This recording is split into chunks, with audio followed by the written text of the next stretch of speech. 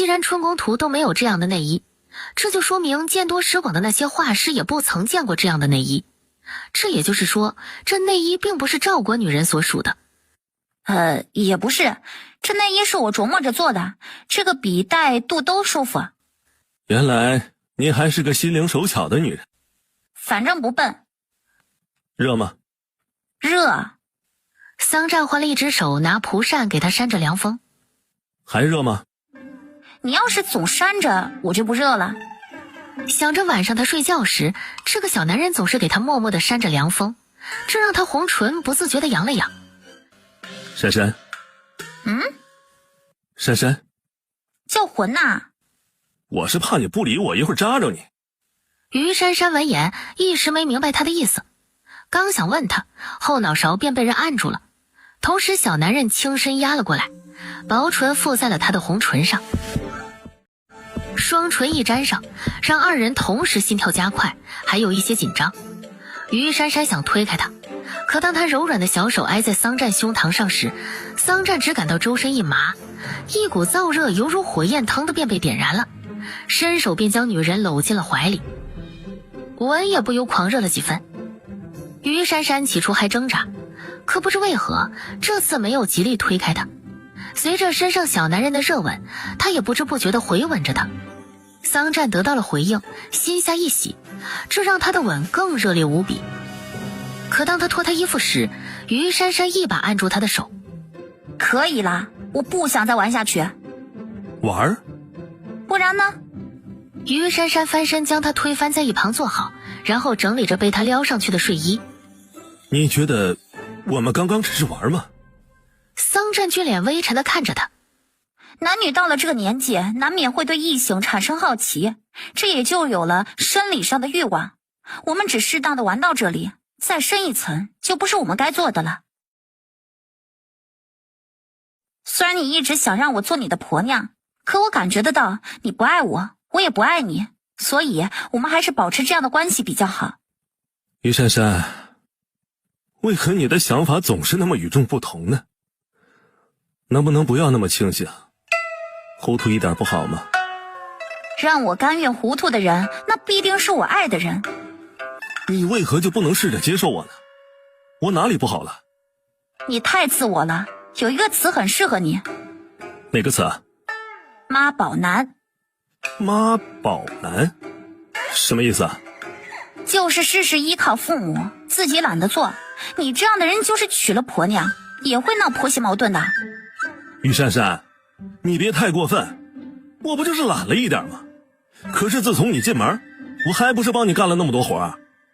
你是帮了我，可你干到一半时，还不是让你爹你娘又把活抢了过去，你也没有拒绝啊。行，妈宝男是吧？以后我就当妈宝男了，以后你自己的活自己干，我爹娘也不帮你干了。不帮就不帮，我自己也能干。无趣的女人。转眼到了第二天的黎明，于珊珊由于昨晚睡得晚了一些，这让她此时还在沉沉的睡着。桑占却睁开了眼眸，微怔了一下，侧头看向睡得如猫儿般的女人，唇角不自觉地扬了扬。也就是你碰上了我，不然你现在岂还会有清白在？喂，该起了。于珊珊被他拧醒，迷糊中伸手打掉他的手，滚！然后翻了个身继续睡。你再不起来，那些卖毛鸡的百姓就要走了。于珊珊刚刚还一副睡不醒，闻言立马坐起身，转头看了看窗外，只见外面天色微明。哎呀，别看了，赶紧换衣服。公公，你在家歇着吧，我一个人进城就行了。既然他说不让他父母帮自己，他不用他们夫妻就是。桑大铁微怔了一下。哎呀，你一个女人怎么能忙得过来呢？没事儿，有昌伯跟着，收好了鸡毛直接拉回来就行了。桑大铁看他不想拖累自己的模样，心思一转，侧头看向屋门。他之所以这样，肯定是在和主子闹矛盾，可主子并没有发话让他留在家里，那他到底要不要跟着他去县城？这时屋内传来主子的声音。爹，时候不早了，还不赶路啊？桑大体一听便知道怎么做了。珊珊，我们快走吧。说着，不等他多说，抬步便往外走。于珊珊看了看那扇破旧窗户，唇角不自觉地微扬了一下，转身也跟了出去。这小懒汉真不知道说他什么好，每每气到你了，回头他又似是忘了，让你气不得恼不得。今天收了多少只啊？3000多只啊！我想招几个卖货的伙计，让他们去其他城镇跑一下销路。我们做的卤鸡，鸡胗鸡肝是独一份的，若是能跑成了，我想一定会卖得很好。我相信会卖得好，我让姚元礼先帮你去其他地方跑跑看。桑占明白他说的销路是什么意思，现在对他说的一些新名词已经见怪不怪了。他也聪明，他一说自己便懂了。谢谢了。不谢，将来你这卤鸡的生意越做越大，我也沾光不是？照着这样发展下去，2年内挣够5万两，应该不成问题。到时候我也是个有钱人了。等还了你的这笔钱，这生意也给你，就当是我报答你的恩情。啊？这么大方？桑占有些意外地看着他。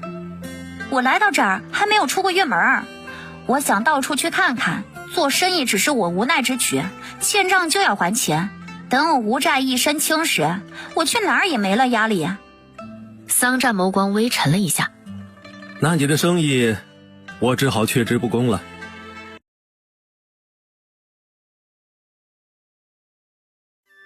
今天收了多少只啊？3000多只啊！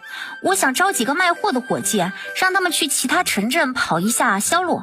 我们做的卤鸡，鸡胗鸡肝是独一份的，若是能跑成了，我想一定会卖得很好。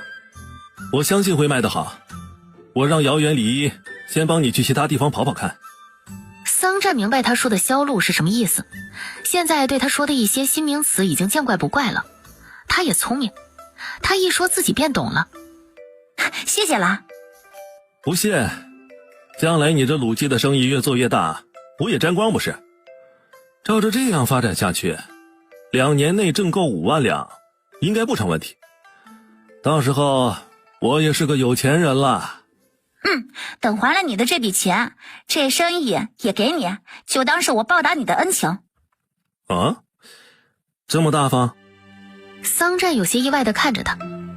我来到这儿还没有出过院门，我想到处去看看，做生意只是我无奈之举，欠账就要还钱，等我无债一身轻时，我去哪儿也没了压力。桑占眸光微沉了一下。那你的生意我只好却之不恭了。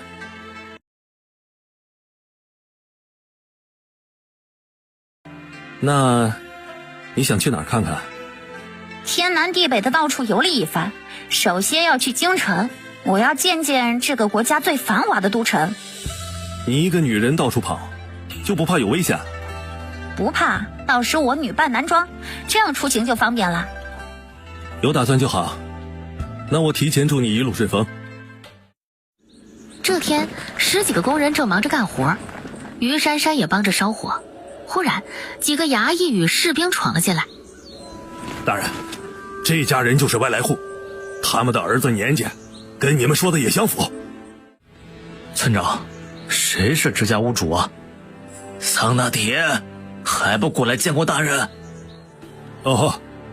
桑大体一副老实人没见过世面的模样，慌里慌张地走到李时进前，也顾不得地上脏，便跪地见礼。草民见过大人。林姑也故作慌色地跪在他一旁。民妇见过大人。于珊珊入乡随俗的也随之跪地。在这个古代可不是他耍个性的时候，能得过且过，还是低调做人比较好。还有人吗？回大人，他家还有一个儿子，我这就喊他。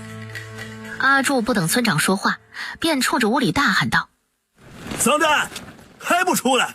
是不是吓破胆不敢出来了？再不出来，大人可就要拿人了。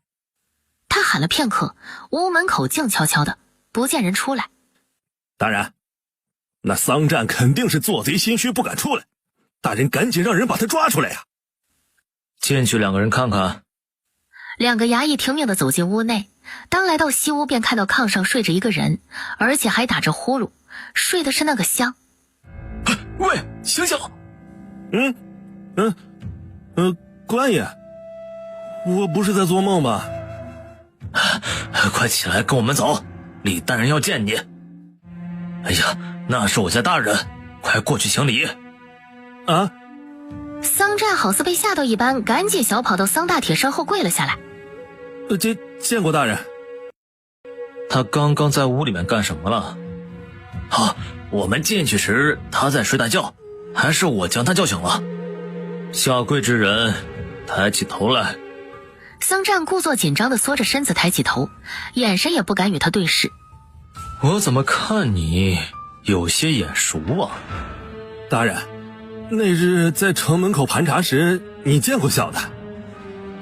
想起来了，那时你可是穿着破旧衣衫，现在这一换衣服，我倒是没有认出来你。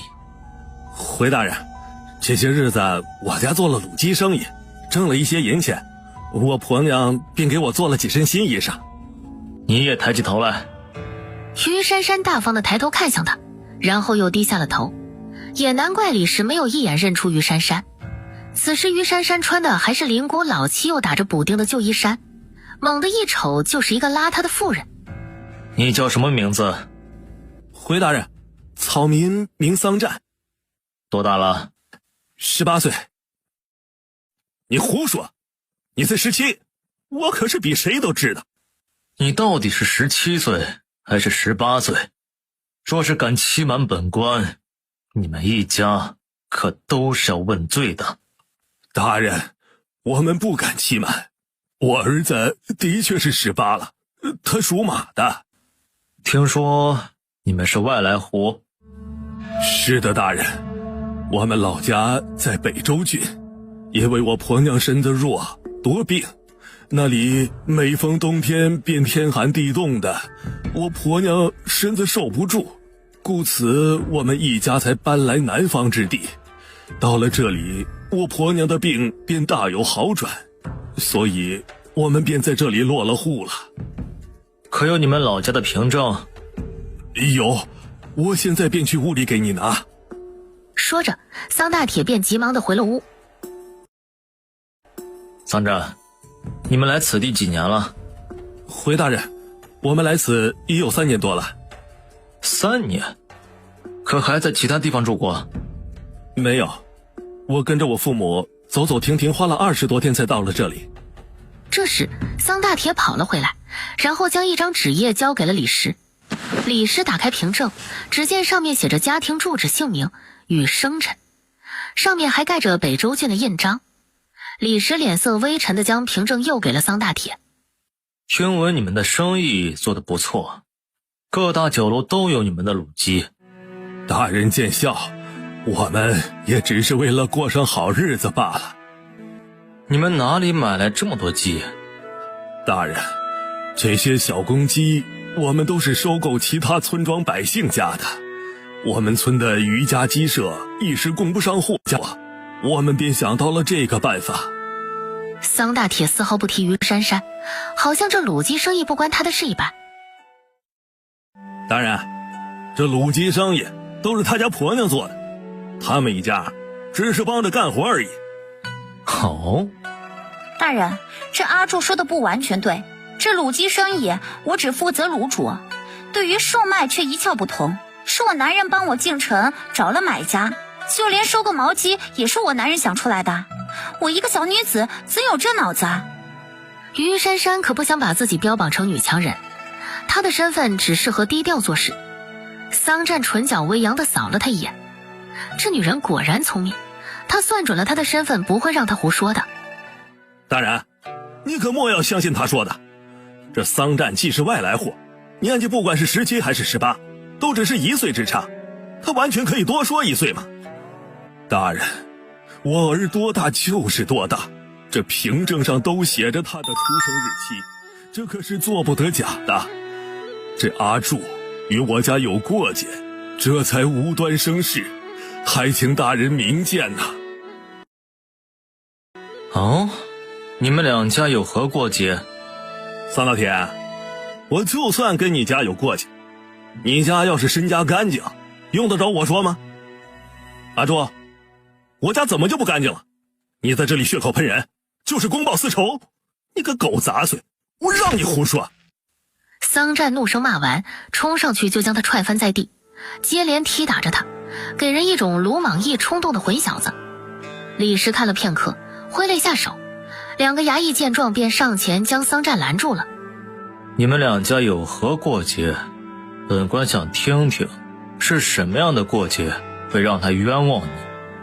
大人，我婆娘上山采蘑菇的时候摔进了山沟，是本村的土猎户救了她。当时她伤势严重，看上去随时都会有生命危险。土猎户不想出钱给她诊治，便想着把我婆娘卖给阿柱。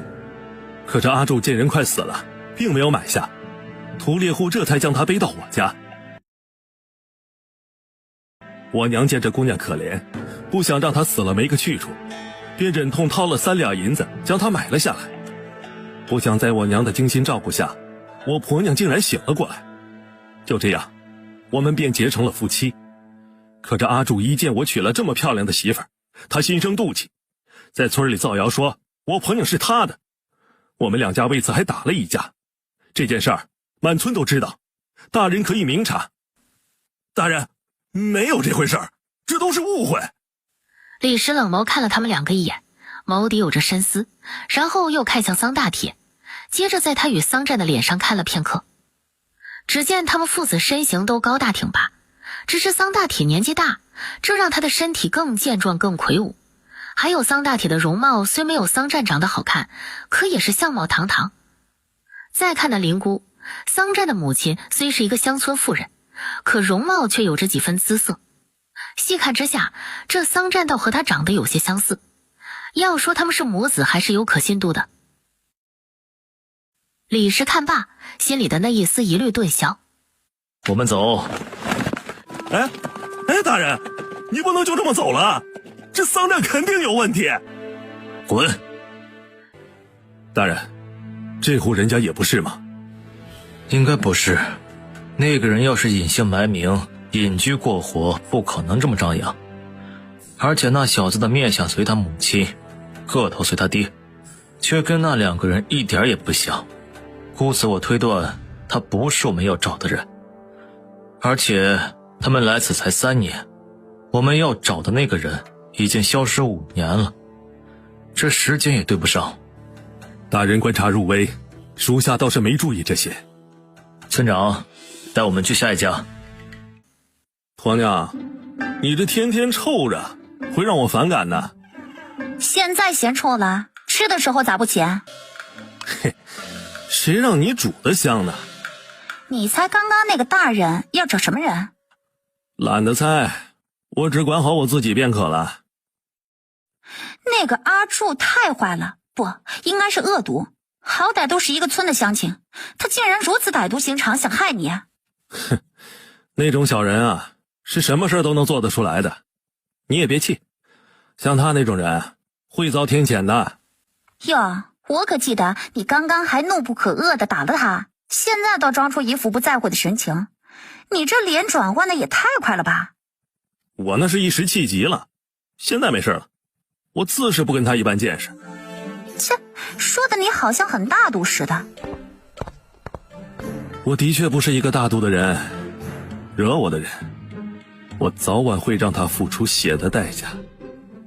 我可不想过着永不见光的日子，他日我若重见天日，我定让那些人死无葬身之地。此时的桑占周身散发着浓浓的杀气，没人知道他忍得多辛苦。桑占，这些天挣了多少银子了？不到300两。才300两，离这欠你的远着呢。不少了，以后还会越卖越多的，赚的也多。等天气凉了，我要做的更多，我要把卤鸡再卖得远一些。你这野心还真不小啊！我真怕你走了，把这生意给我，我再给你做黄了。不会的，改天我将秘方交给你，这卤鸡生意是不会黄的。你舍得？这有什么舍不得的？我们谁跟谁？嘿，那我可要好好学着点。很好学的，只要知道调料的比例就成了。你这么聪明，会学会的。让你这么一夸，我都有些紧张了。要是我学不会，岂不是辜负了你的期望？紧张个鸟毛啊！你这样没脸皮的人，知道紧张二字吗？于珊珊斜睨了他一眼，桑占不怒反笑的靠近了他一些。我哪里没脸皮了？滚！婆娘，我们再玩一次好不好？说着话，手掌放在了他的腰间摩擦着。你该去洗澡了，记得洗个冷水澡。真没劲，有女人却不能睡，谁像我这么憋屈啊？等你有钱了，随便你睡哪个。可我现在只想睡你。桑占眸色深沉的伸手放在他的胸前，下意识地握了一下。于珊珊让他这猛地一轻拨，周身酥麻了一下，这让他羞恼地打开他的手，伸脚便踢。小流氓，离我远点儿！桑占却一下握住了他白嫩嫩的小脚丫。你都骂我流氓了，我要是离你远了，还怎么当小流氓？唇角扬着痞痞的笑，低头亲了他一下脚背。放开我！你答应陪我玩，我就放开你，不然我一直攥着你的小脚。不放是吧？不放。于珊珊眸光微闪，猛地坐起身扑向他。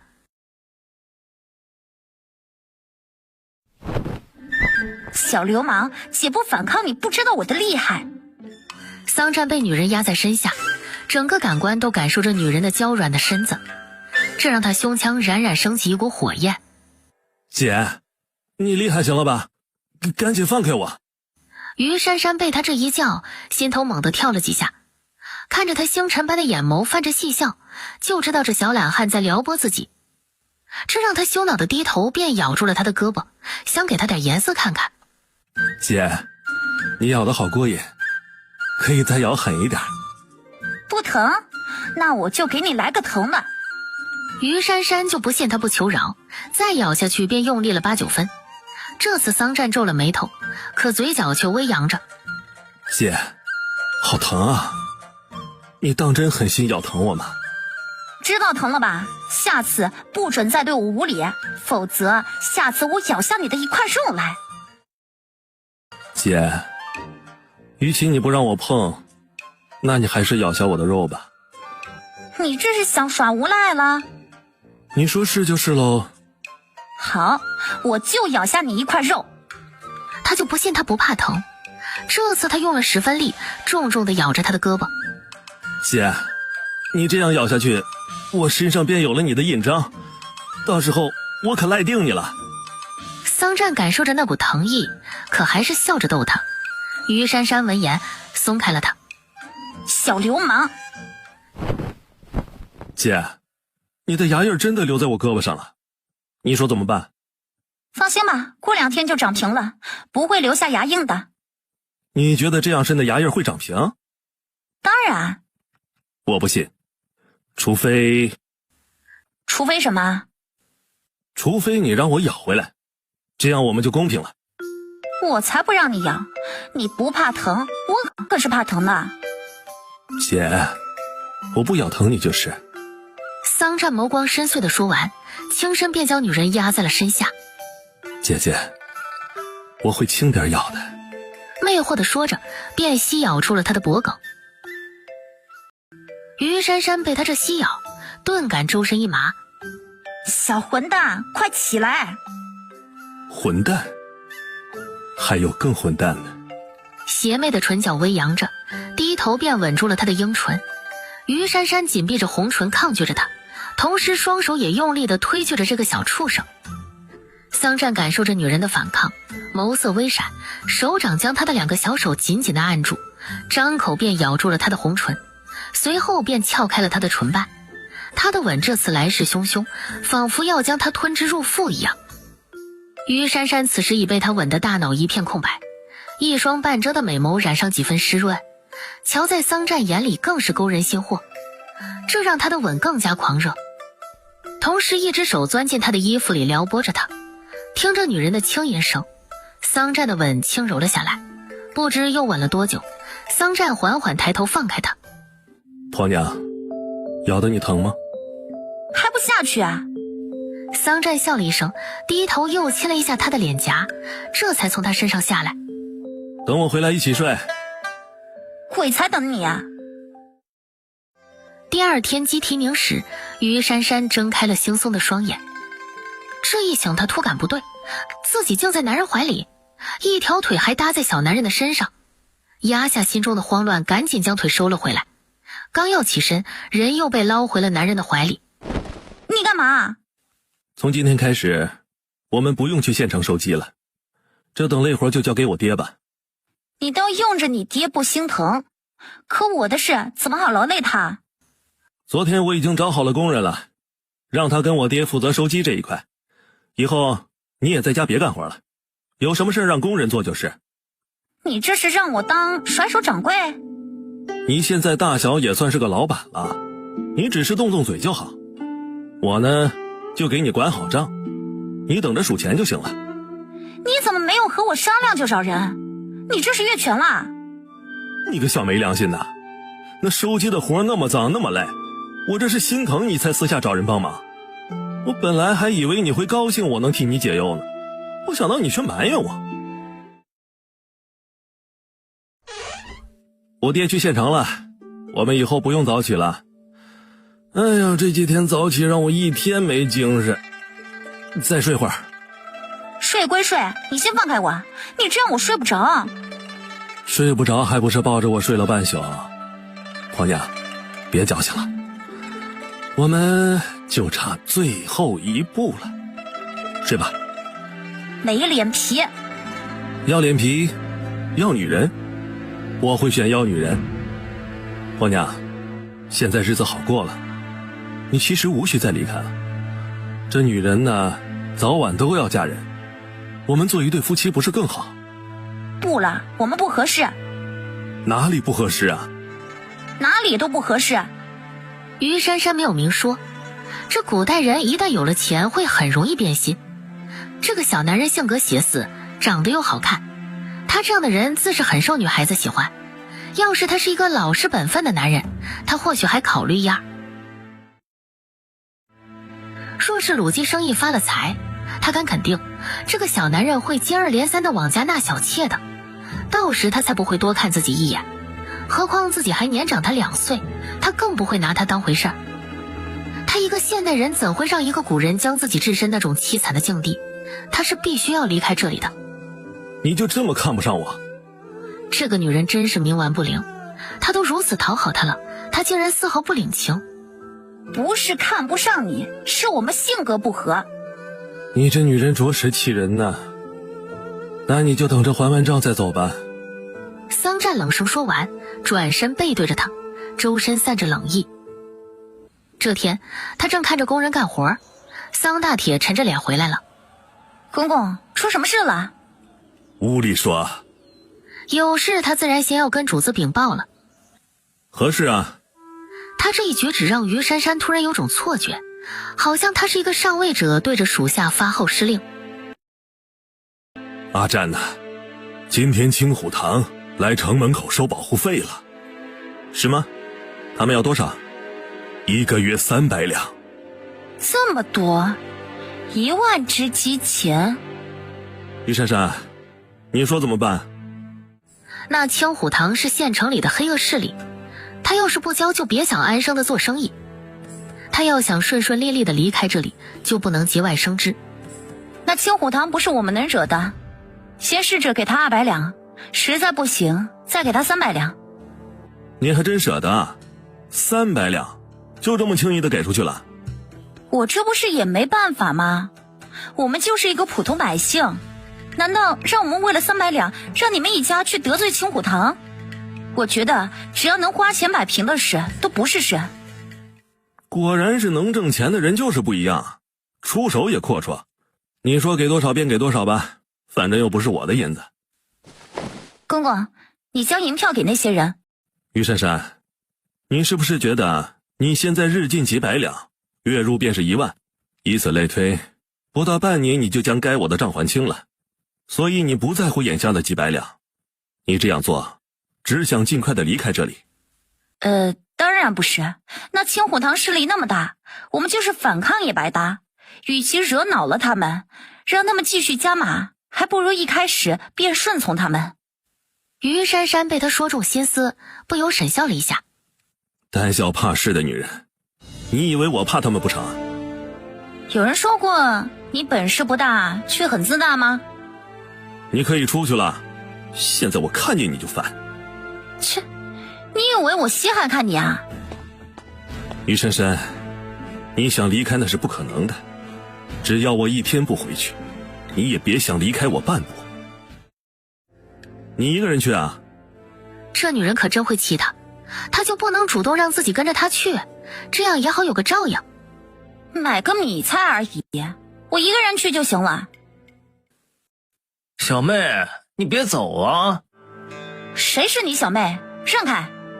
呀，小妹，我知道你还在生爹气呢，可他也是为了你好，不让你嫁给那个穷书生。你快跟我们回去吧，爹这几天可是为了你着急死了。没想到在这古代竟然也有这等管人手段。小贱人，你竟然敢打我！二猴，抓住他！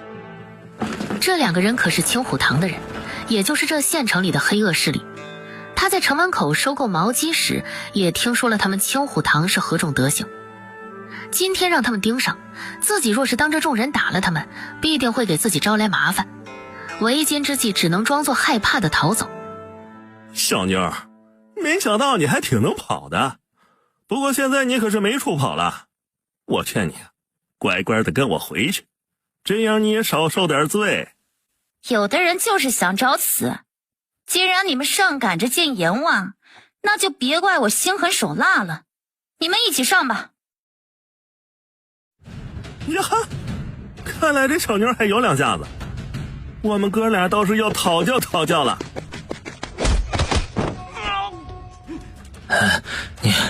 你好大的胆子呀，竟敢杀我青虎堂的人！我看你是不想活了，你有本事在这里等着！于珊珊面带煞气地走到他跟前，小手一个用力，便将他脖子上的木钗拔了出来。待起身，于珊珊冷眸看向胡同口，阁下可以出来了。过了片刻，一男子从暗处走了出来。是你？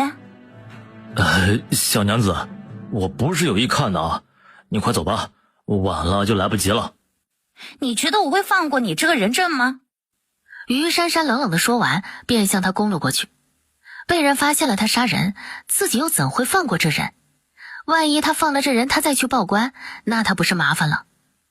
他自己生死事小，要是连累了桑占一家三口，那他就罪过了。所以这个人必须死。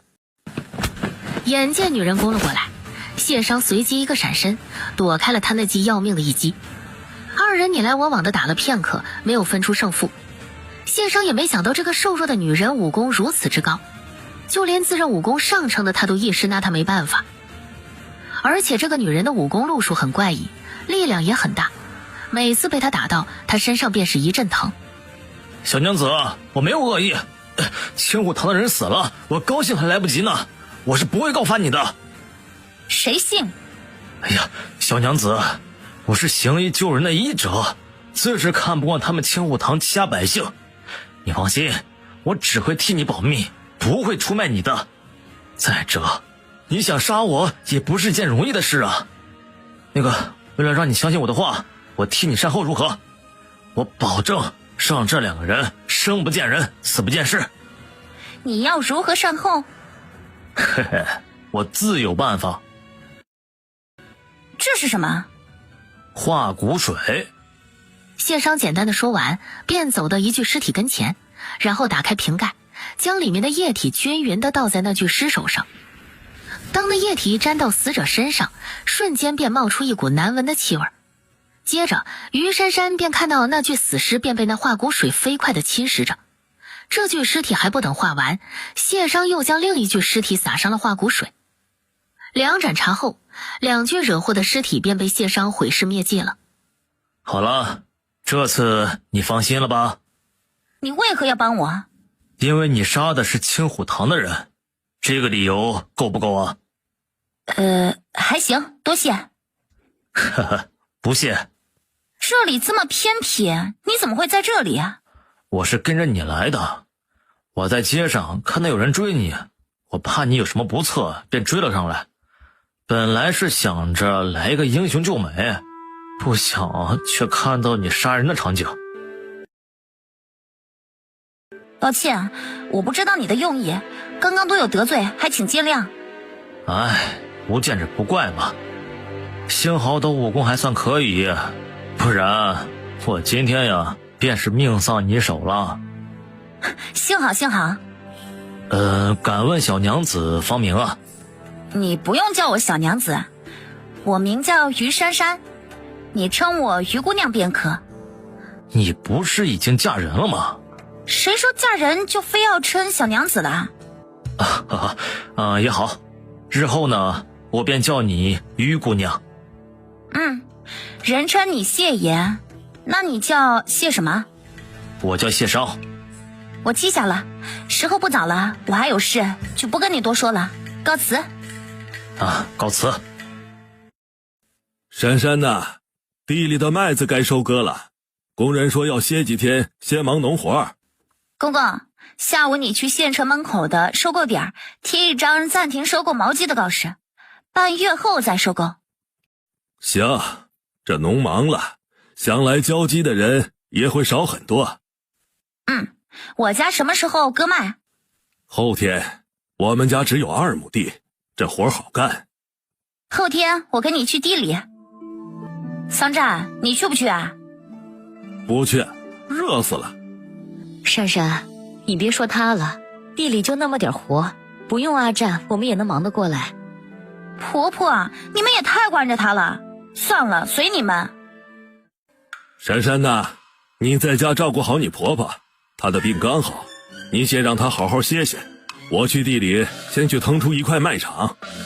公公，撵麦场很费事的，婆婆有阿占照看着就行了。我跟你去地里帮忙吧。不用了，你在家待着便可。桑大铁不容拒绝的说完，便推着小破车出了家门。你娘那你照顾着，我去地里干活了。说着，不等他回话，便离开了屋子。主子，刚才城里来信了。青虎堂失踪了2个人，此时他们正大力四处搜查。是吗？只是没了2个人，至于这么大费周章吗？1个月的时间，失踪了4个青虎堂的人，你说他们急不急？人没了事小，他们是怕暗中有什么人在对付他们。上次是主子下的手，可这次会是谁呢？可能是他们得罪了哪个江湖人物，这才招来了杀身之祸。我们这样想，青虎堂不一定这样想。他们接连失踪了4个属下，肯定会认为有暗中势力在跟他们作对。你让樊文他们也暗中查一下，看看县城最近有什么可疑的人。是，主子，于珊珊这生意何时给他断了？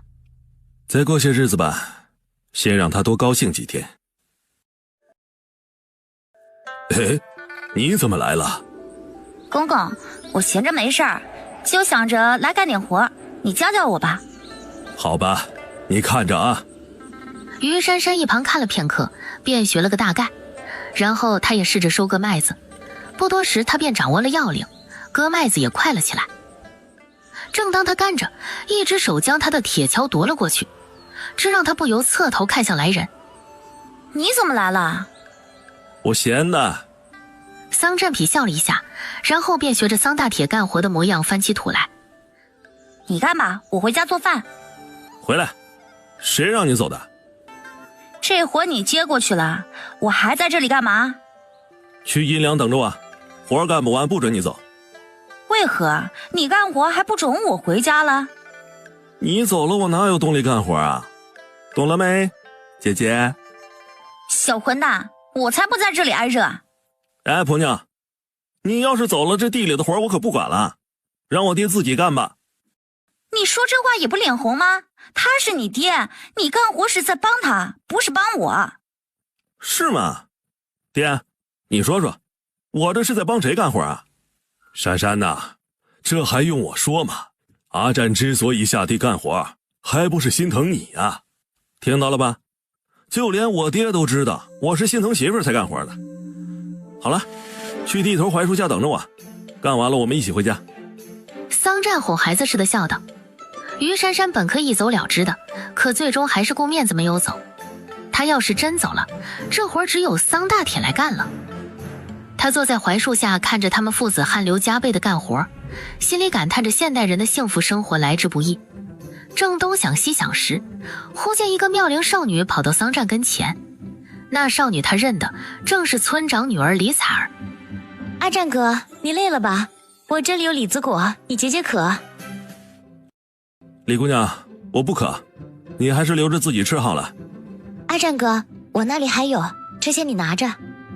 李彩儿不顾他的拒绝，便将李子果塞进他的怀里，然后侧头看了一眼于珊珊，这才转身跑了。于珊珊看着刚才的一幕，笑了。他就说这小子讨女人喜欢吧，现在已经有2朵桃花了。正一脸好笑着，便见桑战向他这边走了过来。你笑什么？一个翩翩少年郎，一个袅袅妙龄少女，你们2个都是怀春的年纪，你可以等我离开娶了她，你们很般配。要说般配，有我们2个般配吗？我俩不行，有谁不喜欢年纪小的？哼，说的好像你已经7老8十了似的。我敢断定，你顶多比我大2、3岁，这个年龄差我还是可以接受的。你现在觉得没什么，等过几年你就嫌弃了。你难道不知道女人老得快吗？到时我容颜渐老，而你还年轻有朝气，到时我们之间的差距就体现出来了。所以我们不合适。